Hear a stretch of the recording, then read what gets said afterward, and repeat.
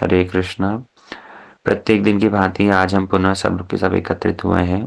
ब्रह्म मुहूर्त से अपना दिन आरंभ करके भगवान नाम का उच्चारण करने के उपरांत कुछ भक्त भागवत ग्रंथ भागवत की सेवा के लिए हम लोग विगत कई दिनों से हमारे गौड़ीय संप्रदाय के जो षड गोस्वामी हैं उन षड गोस्वामी के चरित्र को सुन रहे हैं, जिसमें श्री श्री गोपाल भट्ट गोस्वामी, श्री रघुनाथ दास गोस्वामी, श्री एवं सनातन गोस्वामी के चरित्र को हम लोगों ने विस्तार से श्रवण किया था। श्री रूप गोस्वामी जिनके कारण हमारे संप्रदाय का गौरव है, ऐसे श्री रूप गोस्वामी पाद की महिमा को हम लोग श्रवण कर रहे थे। और उसमें भी रूप गोस्वामी की गृह त्याग, रूप गोस्वामी की महाप्रभु से प्रयाग में भेंट एवं रूप शिक्षा इत्यादि समस्त चर्चाओं को हम लोग कुछ श्रवण किए थे। श्री महाप्रभु जो कि दाता शिरोमणि हैं, वे स्वयं एक साधारण युग अवतार मात्र नहीं है। इस बात को समझना चाहिए। यद्यपि कलयुग के अंदर श्रीमन महाप्रभु का आगमन है और उनके द्वारा ही युग धर्म जो कि हरिनाम संकीर्तन है, इसका प्रचार प्रसार हुआ। भगवान के कई सारे तरह के अवतार होते हैं, उसमें से एक युग अवतार होता है जो कि युग धर्म की स्थापना के लिए जिनका आगमन होता है। और कलयुग का युग धर्म क्या है? बोले कलिजुगेर धर्म है नाम संकीर्तन, एतत् अर्थे अवतीर्ण श्री शचीनंदन। तो श्री कलयुग का युग धर्म हरिनाम संकीर्तन है, लेकिन श्रीमन महाप्रभु केवल मात्र युग धर्म प्रचारक या युग अवतार मात्र नहीं है। क्योंकि जिस समय युग धर्म के आगमन, युग धर्म के प्रचार का और युग धर्म की स्थापना का समय होता है, तो वो ही समय कुछ ऐसा बैठा जिस समय पर कृष्ण भी अपनी लीला को विस्तार करने के लिए, अपनी इच्छाओं की पूर्ति के लिए श्रीमन महाप्रभु के रूप में आने के लिए तैयार हुए। तो समय सुयोग कुछ ऐसा था कि एक पंथ दो काज। भगवान उनके लिए आगमन के बहुत सारे कारण हो जाते हैं। रामचरितमानस हो या चैतन्य चरितामृत, चैतन्य भागवत हो, सब ग्रंथों में इस बात का उल्लेख किया गया है। राम अवतरण हेतु अनेका, गोस्वामी तुलसीदास जी रामचरितमानस में कहते हैं। और वृंदावन दास ठाकुर ने तो वर्णन कर दिया स्पष्ट, एक काज करे ना प्रभु करे पांच सात। भगवान के एक कार्य में ही बहुत सारे कार्यों की सिद्धि होती है। इसलिए श्रीमद् चैतन्य महाप्रभु वो केवल मात्र युग धर्म प्रचारक नहीं है, बल्कि स्वयं भगवान होते हुए उन्होंने कुछ निज इच्छाओं के लिए आए और कुछ जगतवासियों पर कृपा करने के लिए आए हैं। और क्योंकि वो प्रेम पुरुषोत्तम है, उन्होंने इस प्रेम निधि को, ब्रज के प्रेम को सर्वत्र प्रदान किया है।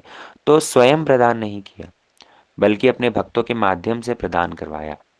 स्वयं तो इसको मुक्त हस्त से प्रदान कर रहे ही थे, इसीलिए महावदान्य के रूप में इन्होंने ख्याति प्राप्त करी। लेकिन अपने भक्तों के माध्यम से, अपने भक्तों द्वारा इन्होंने जो प्रदान प्रसार करने की लीला दिखलाई है, तो इनके भक्त तो महावदन्याय निकले। और श्री रूप गोस्वामी उसमें से अन्यतम है।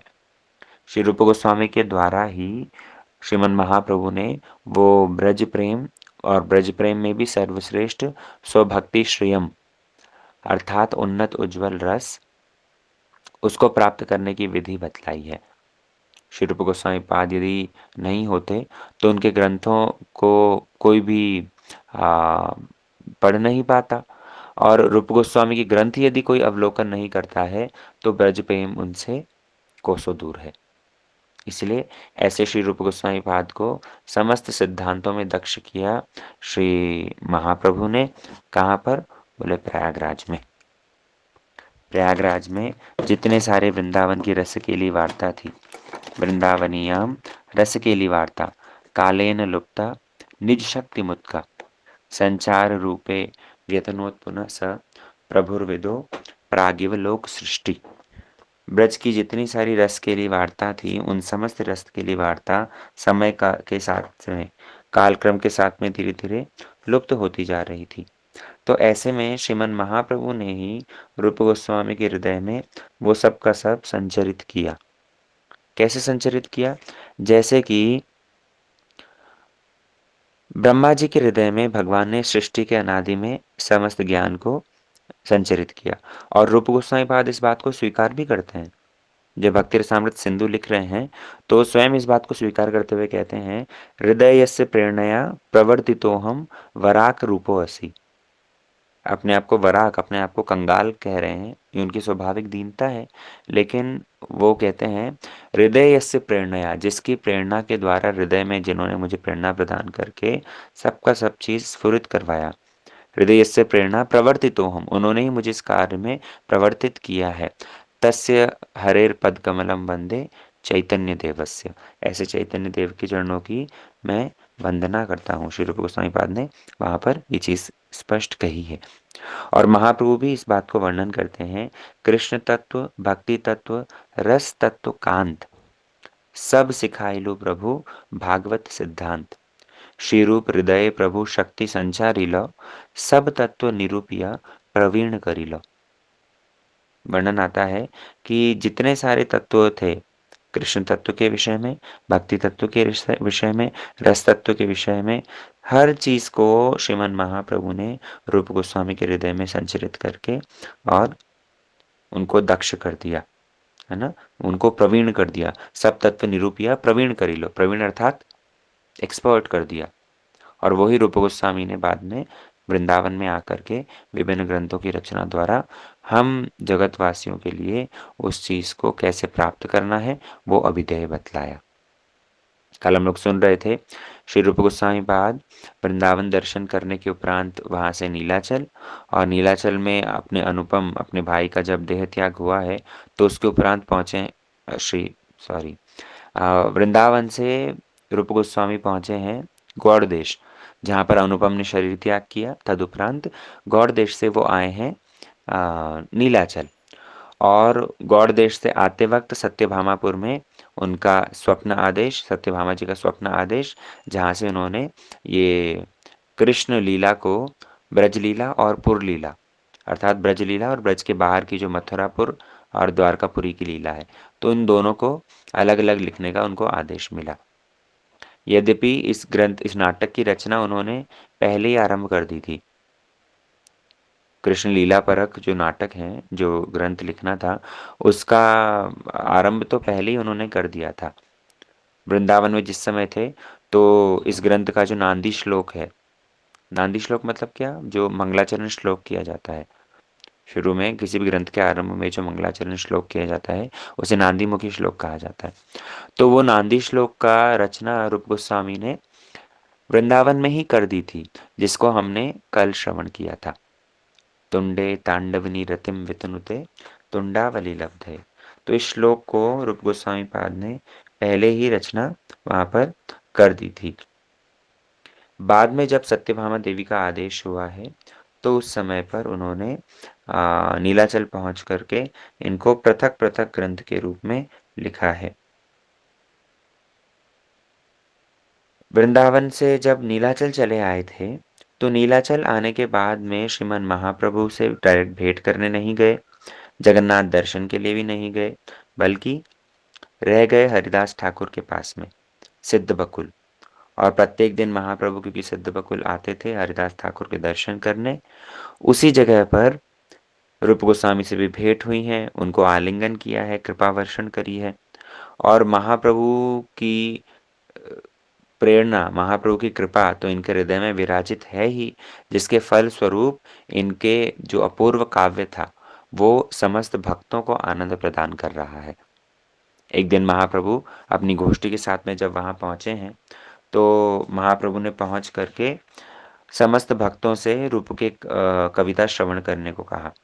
रूप गोस्वामी पाद उस समय पर नाम की महिमा को प्रकाशित करते हैं, और नाम की महिमा को जब भक्त लोग सुनते हैं, सुन के मन में इतना आनंद होता है, सबके सब भक्त लोग, नामाचार्य हरिदास ठाकुर, वे तो आनंद में नाचने लगते हैं।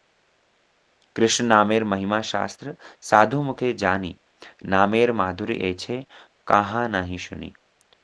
श्री हरिदास ठाकुर कहते हैं कि यद्यपि हमने बहुत बहुत कुछ नाम के विषय में सुना था, लेकिन इस प्रकार नाम का विवेचन न भूतो न भविष्यति, ये बड़ा ही अद्भुत वर्णन तुमने किया है। सबे बोले नाम महिमा सुनियाची अपार, एमन माधुर्य के हो वर्णे नहीं यार। अरे! इस प्रकार के नाम का माधुर्य का तो और किसी ने वर्णन पहले किया ही नहीं। रूप तुम्हारा कवित्व तो अद्भुत है। तुम्हारा काव्य बड़े उच्च कोटि का है। सारे के सारे भक्त वहाँ मिल-जुल करके प्रशंसा करते हैं और सब के सब आनंद में विह्वल हो जाते हैं। महाप्रभु स्वयं जिसके ऊपर कृपा कर रहे हैं, महाप्रभु स्वयं जिसके ऊपर जिसके हृदय में प्रेरणा प्रदान कर रहे हैं, तो तस्मिन् तुष्टे जगत तुष्टम्। ये तो साधारण सी ही रीति है। महाप्रभु ने स्वयं प्रेरणा प्रदान कर दी, हर किसी के ऊपर तो भगवान कृपा नहीं करेंगे ना। भगवान हर किसी के ऊपर कृपा नहीं करेंगे, यद्यपि सामर्थ्यवान है। भगवान किसी के ऊपर भी कृपा कर सकते हैं, उनको कोई प्रश्न नहीं करेगा। उनके सामने किसी की बात चलेगी नहीं। लेकिन तब भी भगवान हर किसी के ऊपर, अयोग्य के ऊपर कृपा नहीं करते हैं। क्यों? क्योंकि उनके ऊपर पक्षपातित्व का दोष लग जाएगा। भगवान पार्शियल है, ऐसा उनके ऊपर दोष लग जाएगा। इस कारण से रूप गोस्वामी के ऊपर कृपा करी है और उनके द्वारा समस्त भक्तों को ये आनंद प्राप्त हो रहा है।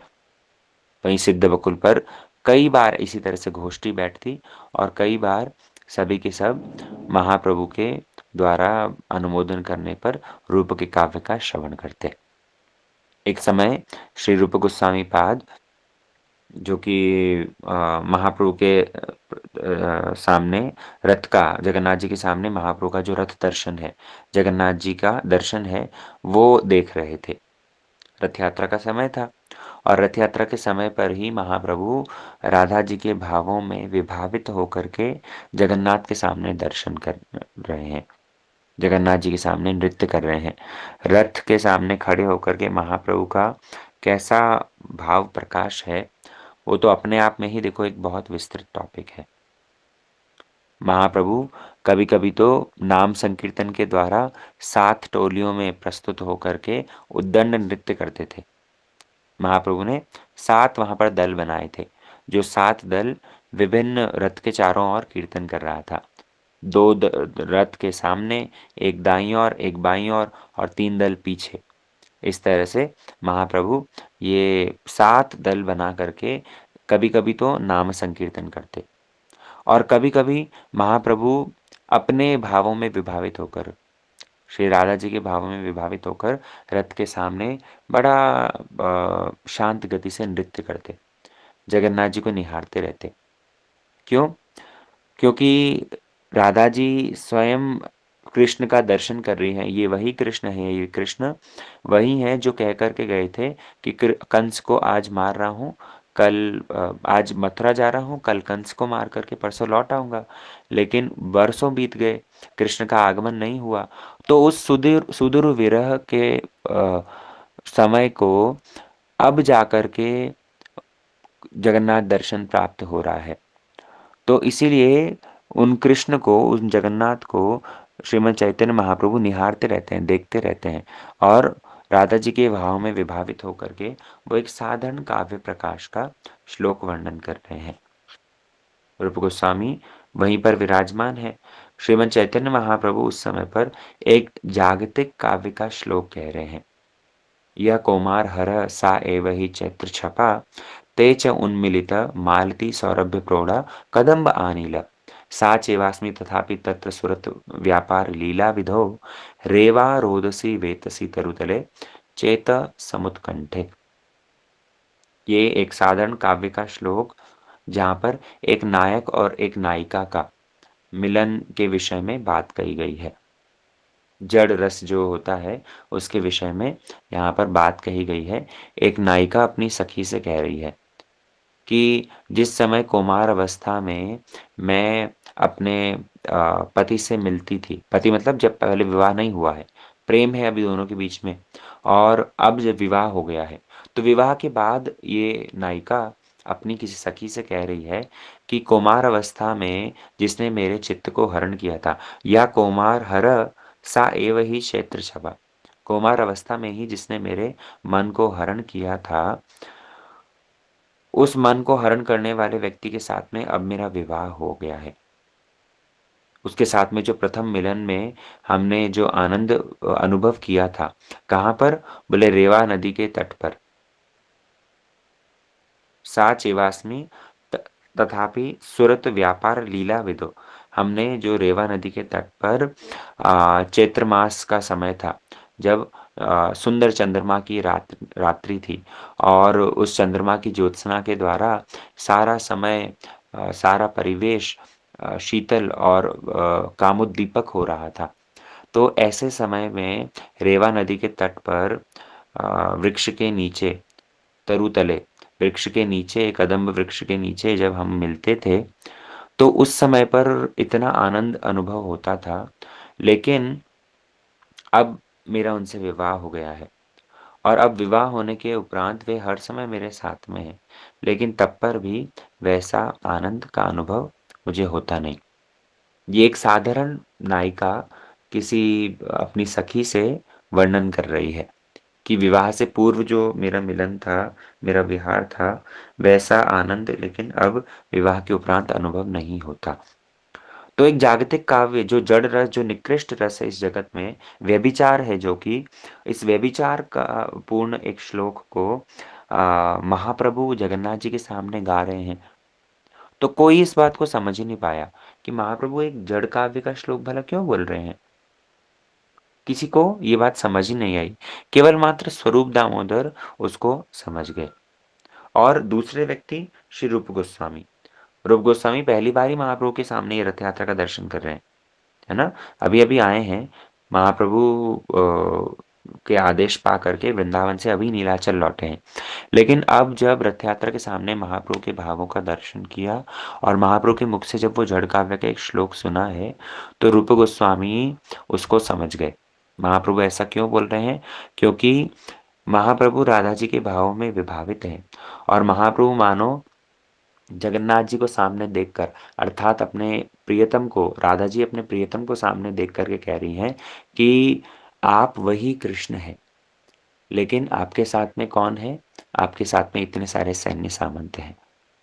कुरुक्षेत्र की भूमि पर जिस समय ग्रहण के समय श्री राधा जी कृष्ण से मिलती हैं, तो उस समय ये सारे के सारे भाव प्रकाशित हो रहे हैं। जहाँ कृष्ण द्वारकाधीश के रूप में विराजमान है, स्वर्ण मुकुट, कवच, कुंडल, सैन्य सामंत, हथियार, रथ, हाथी, घोड़े, ये सब उनके आसपास हैं। और उसको देख करके राधा जी कहती हैं कि पहले जिस प्रकार ब्रज में यमुना के तट पर कदम्ब वृक्ष के नीचे पूर्णिमा की रात्रि पर हम लोगों का विहार होता था, तो उसमें जैसा आनंद प्राप्त होता था, वैसा आनंद आज प्राप्त नहीं हो रहा। यद्यपि आप वही जगन्नाथ हैं और मैं भी वही राधा हूँ। आप वही कृष्ण हैं, मैं भी वही राधा हूँ, लेकिन तब पर भी वैसा आनंद प्राप्त नहीं हो रहा। तो इसको स्पष्ट रूप में तो महाप्रभु कह नहीं पा सकते, तो एक जड़ काव्य के श्लोक के माध्यम से ही उन भावों का आस्वादन कर रहे हैं। रूप गोस्वामी इस बात को समझ करके उन्होंने एक बड़ा सुंदर श्लोक रचना कर दिया। प्रिय सोऽहं कृष्ण सहचरी कुरुक्षेत्रे मिलितस्, तथाहं सा राधा तथा तद इदम उभयो संगम सुखम, तथापि अंतरखेलन मधुर मुरली पंचम जुषे, मनो में कालिंदी पुलिन विपनाय स्पृहति। श्री राधा जी वो कहती है कि हे सहचरी, मेरे वे अति प्रिय प्रियतम जो कृष्ण हैं, जो कि मुझे कुरुक्षेत्र में मिल रहे हैं, मैं यद्यपि वही राधा हूँ और वे वही कृष्ण हैं, लेकिन हम दोनों का सुख वैसा नहीं है। कृष्ण सहचरी कुरुक्षेत्र मिलितस, मैं उन कृष्ण को के साथ में कुरुक्षेत्र में मिली हूँ और तथा हम स राधा, मैं वही राधा हूँ, लेकिन हम दोनों के उभय का जो संगम सुख है, हम दोनों के मिलन का जो सुख है, वो वैसा नहीं है। क्यों नहीं है? क्योंकि ये आसपास का जो परिवेश है, कृष्ण का जो वहाँ पर रूप है, तुम्हारे अन्य वेश, श्री राधा रानी कहती है कि आपका जो ये द्वारकाधीश के रूप में राजाधिराज रूप है, ये हमें नहीं भाता। हमें कौन सा रूप भाता है? बोले मनो में कालिंदी पुलिन विपिनाय स्पृहति। मन में मेरे यही स्प्रिया हो रही है कि कैसे कालिंदी के तट पर, श्री यमुना जी के तट पर हमारा जैसा विहार था, वैसा विहार यदि प्राप्त हो, तब मन में आनंद होगा। तथापि अंतरखेलन मधुर मुरली पंचम जुषे, आप जो पूर्णिमा की रात्रि में वेणुनाद करते थे और वेणुनाद करते-करते पंचम स्वर तक उस वेणु के शब्द को लेकर के जाते थे, जो वेणु का शब्द ही अत्यंत चमत्कारिक था। ऐसा चमत्कारिक वेणु शब्द हमें सुख प्रदान करता था। यहाँ ये सैन्य सामंत हाथी घोड़े के साथ में स्वर्ण मुकुट धारण करके आपका ये वेश हमें आनंद प्राप्त न प्रदान नहीं कर रहा। रूप गोस्वामी ने तालपत्र पर ये श्लोक लिख करके और रख दिया। सिद्ध बकुल जहाँ उनकी भजन कुटी थी वहाँ एक छप्पर पे छुपा करके लिख दिया। उसी समय पर क्या हुआ, महाप्रभु वहाँ पहुँच गए हैं। रूप गोस्वामी तो चले गए समुद्र स्नान के लिए और पीछे से महाप्रभु पहुँच गए। तो महाप्रभु ने वो निकाल करके जैसे ही पढ़ा है, देखते ही तो सबसे पहले उनके राइटिंग को देख करके ही महाप्रभु बड़े प्रसन्न हुए। समुद्र स्नान के लिए ईसा और रूप गोस्वामी चले गए हैं। महाप्रभु उसको पकड़ करके देख रहे हैं कि ये तो साक्षात मुक्ति जैसे मुक्ता होता है ना मोती, वो मोती मानो पिरो करके किसने रख रखे हैं। रूपेर लेखा जुनो मुक्तिर पाता। जैसा कि कोई मुक्ता मोती को किसी ने पिरो करके बड़ा सुंदर आकृति में कुछ शेप बना रखा है, ऐसी रूप गोस्वामी की लेखनी थी। और महाप्रभु जब उसको पढ़े हैं, पढ़ कर के इतने आनंदित हुए, इतने प्रसन्न हुए, रूप गोस्वामी उसी समय पर आ गए। वो भी समुद्र स्नान के करके आ गए। महाप्रभु ने रूप गोस्वामी को आलिंगन कर लिया और आलिंगन करके महाप्रभु कहने लगे कि तुमने मेरे हृदय को कैसे पहचाना? गूढ़ मोर हृदय तुम्ही जानी लो कैमने, ऐतो कही रूपे कहला दृढ़ आलिंगन। महाप्रभु ने रूप को आलिंगन करके कहा कि मेरे हृदय के जो गूढ़ भाव है उसको तुमने जाना कैसे? रूप गोस्वामी उस समय पर लज्जित होकर के कुछ भी नहीं बोल पाए। स्वरूप दामोदर पास में थे। महाप्रभु ने वो ही श्लोक तालपत्र स्वरूप दामोदर को दे दिया और स्वरूप दामोदर को दे करके महाप्रभु उनसे भी पूछने लगे। प्रभु कहे इहो आमाय प्रया श्री स्वरूप दामोदर से महाप्रभु ने प्रश्न किया कि मोर अंतर वार्ता रूप जानी लो कैमने? स्वरूप कहे जानी कृपा करिया छी आपने। मूल चरितमृत में कविराज गोस्वामी ने बड़ा विस्तृत और बड़ा सुंदर वर्णन किया है। कह रहे हैं कि स्वरूप दामोदर से पूछ रहे हैं पहले तो कि आपने इन्होंने मेरा हृदय जान लिया कैसे? स्वरूप दामोदर कहते हैं कि अरे आपने प्रयाग में कृपा करी थी ना, आपने कृपा करी है। आपकी कृपा के अलावा कोई आपके हृदय को जान नहीं सकता। सेई जाने जाहे देहु जानाई। जिसको भगवान जानाना चाहते हैं वो ही जान पाता है, उसके अलावा कोई उपाय नहीं है। यमेवेश वृणुते तेन लभ्यस तस्येष आत्मा विवृणुते तनुम स्वम। कभी-कभी हमारे मन में विचार आता है कि संस्कृत पांडित्य ज्ञान थोड़ा-सा हो जाए तो शास्त्र पढ़ने में सुविधा होगी। या फिर बहुत कोई व्यक्ति जिसको भाषा का ज्ञान हो, जिसको अलंकार, छंद, व्याकरण का ज्ञान हो, तो उसके माध्यम से शास्त्र का सारा ज्ञान आहरण किया जा सकता है। लेकिन शास्त्र मोहिनी विद्या है और शास्त्र की बातों को, शास्त्र के गूढ़ रहस्य को समझ पाना इतना सहज नहीं है। कौन समझ पाता है? किसको वो सारा का सारा शास्त्र ज्ञान हृदय में अनुभव होता है? यमेवेश वृणुते तेन लभ्यस। जिसको भगवान वरण करते हैं, जिसको भगवान जनाना चाहते हैं, वो ही जान पाता है, अन्य हर कोई जान नहीं पाता। रूप गोस्वामी को महाप्रभु ने वरण किया। रूप गोस्वामी को महाप्रभु ने अपने अंतर हृदय में प्रवेश करने की आज्ञा दी, प्रवेश प्रदान किया बल्कि व्यक्तिगत रूप में। और किसी को रूप गोस्वामी के समान अपने हृदय में महाप्रभु ने प्रवेश नहीं करवाया। इसके कई सारे प्रमाण हैं। महाप्रभु स्वयं भगवान है, निमाई स्वयं भगवान है। ये तो बाल्यकाल में ही तर्तिक विप्र को दिखला दिया था। जो तीर्थ यात्रा करते करते एक साधु आया था जिसका 3 बार रंदन महाप्रभु स्वयं बालक रूप में खा लिए थे, तो क्या उसको अष्टभुज रूप नहीं दिखाया था? उसको भी तो दिखलाया था ना। लेकिन महाप्रभु तब पर भी उसको शांत कर दिए। सार्वभौम भट्टाचार्य, क्या उनको अपनी भगवत्ता का प्रकाश नहीं किया था? हर किसी के सामने तो महाप्रभु ने कई पात्र के सामने अपनी भगवत्ता का प्रकाशन किया, लेकिन प्रकाशित करने के लिए मना कर दिया। महाप्रभु रूप गोस्वामी के द्वारा ही इस जगत को जगत में अपने रूप को प्रकाशित करना चाहते थे। हर किसी के द्वारा प्रकाशित करना नहीं चाहते थे। क्यों? क्योंकि योग्य व्यक्ति अगर किसी बात को कहे ना, तब जाकर के शोभा देती है। हर किसी के मुख से हर कोई वार्ता अच्छी नहीं लगती, है ना? कोई छोटा-सा बालक और बड़ी-बड़ी बातें करे, तो छोटा मुँह बड़ी बात कह कर के उसकी बात को टाल दिया जाता है ना?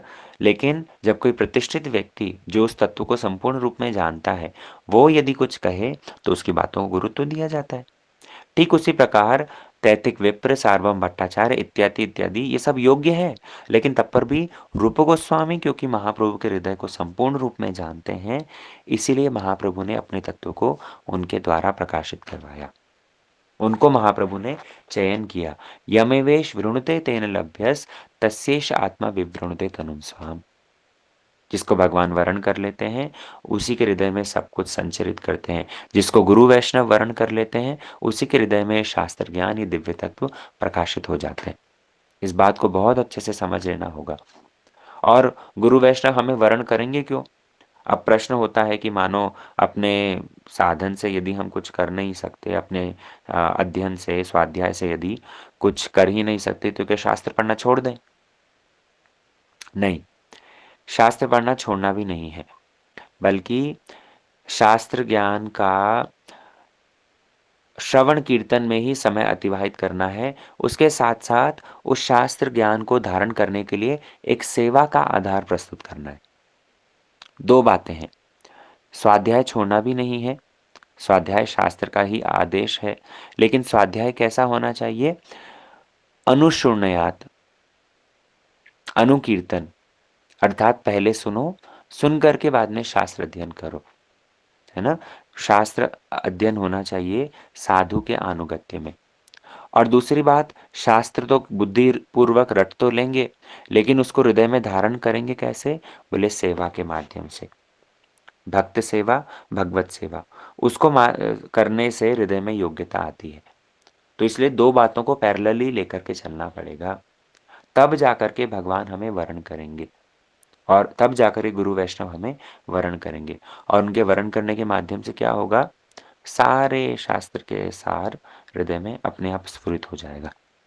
तो महाप्रभु स्वरूप दामोदर यहाँ पर यही कहते हैं कि आपने रूप को वरण किया है, आपने इसके ऊपर कृपा करी है। योग पात्र जानी मोर कृपा तो हैल।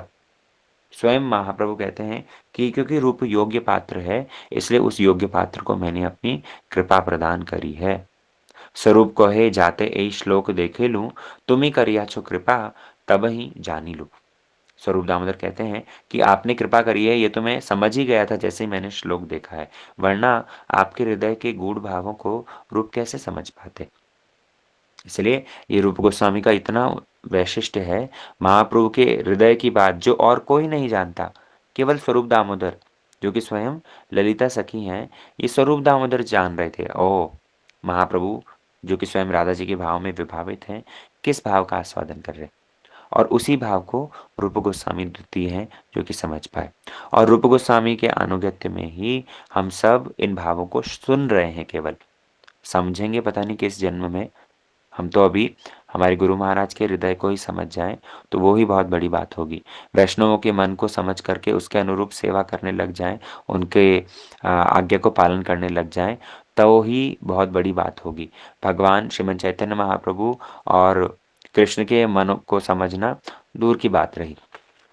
लेकिन अगर गुरु वैष्णवों की भी अभी देखो मन की बात कौन समझ सकता है? जो अत्यंत निकट हो वही तो समझेगा। जो व्यक्ति बहुत-बहुत निकट हो, तभी तो समझेगा ना इनके मन में क्या चल रहा है, इनकी क्या प्रतिक्रिया है, ये क्या चाहते हैं। तो हमारा गुरुदेव से वैसा निकटतम संबंध तो है नहीं। ना ही तो व्यक्तिगत रूप में उतना निकट गुरुदेव के रहते हैं और ना ही वैसा उनके विचारों को समझने का सामर्थ्य है। तब ऐसे में क्या करना होगा? उनके आदेश को ही पालन करने के लिए पहले कोशिश करनी पड़ेगी। उन्होंने जो कुछ निर्देश दिया है, वो निर्देश, वो आदेश जब हम पालन करेंगे, तो वो आदेश को पालन करते हमारी सिंसियरिटी को वो देखेंगे और उस सिंसियरिटी को देख कर के तब हमें अपने हृदय में भी प्रवेश करने का अधिकार देंगे। जब तक हम उनकी आज्ञा का पालन नहीं करते, जब तक हम उनके आदेश का पालन नहीं करते, तब तक कभी भी वो अपने हृदय में भी हमें प्रवेश नहीं करवाएँगे। इसलिए बाहरी रूप में वो जो कुछ आदेश देते हैं, जो कुछ हमसे चाहते हैं, वो हम पूर्ण करें और तदुपरांत हमारी सिंसियरिटी को जब वो देखेंगे, तब अपने हृदय में भी प्रवेश करने की योग्यता देंगे। और जब गुरुदेव के हृदय को हम जान लेंगे, तो अवश्य ही भगवान तो जानना कोई ज़्यादा दूर नहीं रह जाएगा, कोई भारी उसमें असुविधा नहीं होगी। तो ऐसे श्री रूप गोस्वामी महाप्रभु के मनोभीष्ट को पूर्ण करते हैं। महाप्रभु इस श्लोक को बार-बार भक्तों की गोष्ठी में बार-बार उच्चारण भी करवाते हैं। स्वरूप दामोदर वे स्वयं भी भक्तों की गोष्ठी होने पर इसी श्लोक का पाठ करने का वहाँ पर उल्लेख करते हैं। जो विदग्ध माधव और ललित माधव का मंगलाचरण श्लोक जो था, उसके अंदर भी ये नाम महिमा को बार-बार महाप्रभु वहाँ प्रकाशित करवाते हैं। फिर एक दिन किसी समय भक्तों की गोष्ठी हुई थी सिद्ध बकुल पर, तो वहाँ पर और एक मंगलाचरण श्लोक को लेकर के महाप्रभु के तत्व को लेकर के वहाँ पर विवेचना हुई थी। महाप्रभु के तत्व को रूप गोस्वामी ने स्पष्ट रूप में वर्णन किया है। क्या है वो सब हम लोग आगामी क्लासेस में श्रवण करेंगे। ठीक है, आज के सत्र को हम लोग यहीं विश्राम देते हैं। वाञ्छाकल्पतरुभ्यश्च कृपा सिन्धुभ्येव च पतितानां पावनेभ्यो वैष्णवेभ्यो नमो नमः।